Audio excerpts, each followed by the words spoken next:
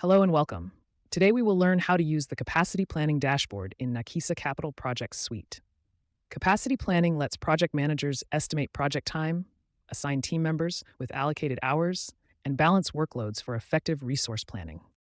I'm Carla, an executive. Today, our capital projects manager, Clark, and I will demonstrate how to use capacity planning in Nakisa Capital Projects.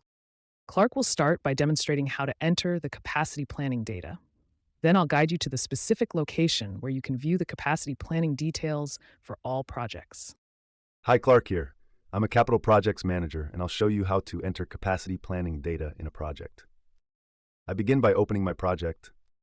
Then I'll click on the Capacity Planning tab in the left panel. Here I enter the total estimated time for my project. Next, I select the team members who will participate in the project. Finally, I add the total time each team member would invest in the project. I then click Save, and just like that, I have successfully entered the capacity data for my project. Hi, Carla again. Now let's talk about how executives like me can view the capacity planning dashboard.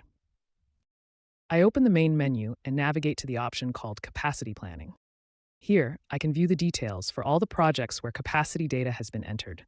For example, I can see the total hours for a project, as well as the hours assigned to each team member. Here, I can also filter the data based on the various metrics provided on top and view the information relevant to me. With the capacity planning dashboard, I can effortlessly see the capacity of all my projects at a glance.